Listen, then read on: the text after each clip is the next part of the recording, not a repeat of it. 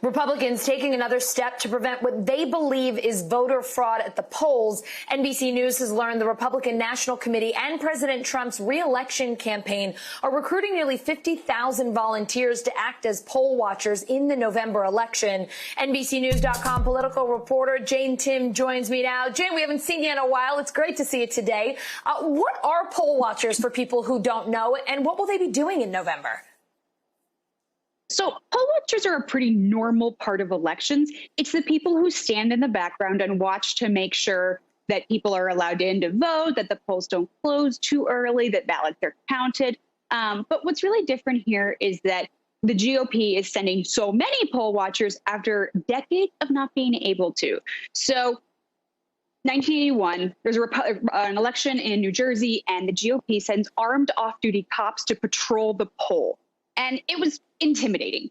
And the Democrats sued, and the Republicans said, okay, we're not going to organize a national poll watching operation without court approval to make sure it is not discriminatory, because this was minority majority districts where they sent to these poll patrol people.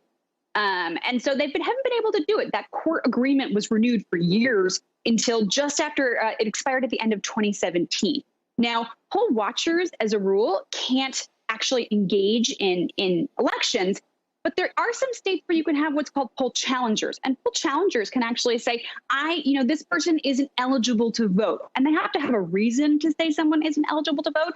But I looked at a bunch of different state laws, and some of them, like Michigan, you can say, you know what, I think this person isn't eligible to vote based on public records or something like that. That person can be pulled out of line, questioned about their citizenship, their voter registration, and a lot of things that people maybe won't know off the top of their head. I can't tell you when I registered to vote, even though I know I updated it recently.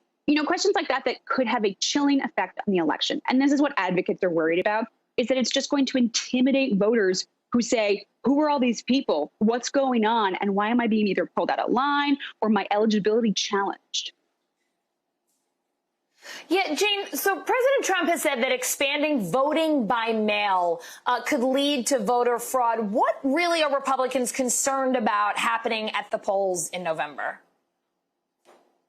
It's not really sure, because I think we've talked about this numerous times. There is no evidence of widespread fraud. So when the Trump campaign says these poll watchers are there to prevent fraud before it happens, you wonder what they're looking for, because there is no widespread fraud. There is, at best, anecdotal reports of, say, someone sending in a dead relative's ballot, or someone who's so convinced their vote won't count. It was actually a Trump supporter who was so convinced that her vote wouldn't count, she voted twice. Those are the kind of isolated cases of voter fraud we see. We don't see it on a widespread basis. And they say that voting by mail just makes fraud even worse. Again, there really isn't evidence that this will be a widespread problem. But Republicans say that, by all accounts, they seem to want people to go to the polls in November and vote on their feet versus voting at home. Even as public health experts say, the option to vote at home is a public health safety risk here. It's a big deal. Jane, you mentioned voting rights advocates. Any official reaction or unofficial reaction from the Democrats? So Democrats are going to send their own poll watchers to the polls. So it's going to be a lot of people. But advocates on the left who are worried about this, like Stacey Abrams, she has a voting action group, Fair Fight.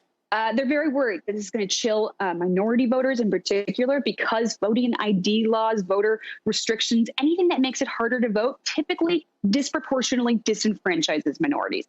And they're worried that these kind of questions are going to, these poll challenges, or even just anything that slows down the polls and makes the lines longer, will just disenfranchise eligible voters. And they're really worried that they're doing this during a pandemic, because there's so many other concerns about voting in person or standing in line in a crowded area that make voting just up the ante and make the issues worse. As one person told me, if we had problems before, we're going to have them even worse during a pandemic. Jane, who knows if we'll be voting in person come November or what the situation will be. But if we are, I certainly feel like there are going to be a whole lot of people watching us this year. That's for sure. Jane Timm, thanks a lot. Thanks, Allison. Hey, NBC News viewers, thanks for checking out our YouTube channel. Subscribe by clicking on that button down here, and click on any of the videos over here to watch the latest interviews, show highlights, and digital exclusives. Thanks for watching.